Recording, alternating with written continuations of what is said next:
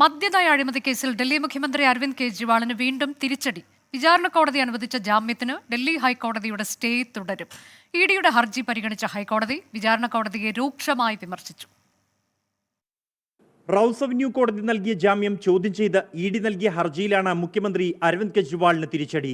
വിചാരണ കോടതിയുടെ നിരീക്ഷണങ്ങൾ ശരിയല്ലെന്ന ഹൈക്കോടതി. കള്ളപ്പണം വെളുപ്പിക്കൽ നിരോധന നിയമത്തിലെ ചട്ടം 45, 70 എന്നിവ വിചാരണ കോടതി ശരിയായി പരിഗണിച്ചിട്ടില്ലെന്നും ഹൈക്കോടതി വിമർശിച്ചു. ഇഡിയുടെ ഹർജി പരിഗണിക്കാൻ കൂടുതൽ സമയം ആവശ്യമുണ്ടെന്ന് ചൂണ്ടിക്കാട്ടി കെജ്രിവാളിന്റെ ജാമ്യത്തിനുള്ള സ്റ്റേ ഹൈക്കോടതി ജഡ്ജി സുധീർ കുമാർ ജെയിൻ നീട്ടി. അവധിക്ക് ശേഷം ഇഡിയുടെ ഹർജി കോടതി വിശദമായി പരിഗണിക്കും. ജാമ്യത്തിനെതിരായ താൽക്കാലിക സ്റ്റേക്കെതിരെ കെജ്രിവാൾ സുപ്രീം കോടതിയെ സമീപിച്ചിരുന്നു. എന്നാൽ ഹൈക്കോടതിയുടെ അന്തിമ തീരുമാനം വരും വരെ ജയിലിൽ തുടരാനാണ് കെജ്രിവാളിനോട് നിർദ്ദേശിച്ചത്. ജാമ്യത്തിന് സ്റ്റേ അനുവദിച്ച സാഹചര്യത്തിൽ ഹർജിയിൽ സുപ്രീം കോടതി നാളെ വാദം കേൾക്കും. 24 ഡൽഹി.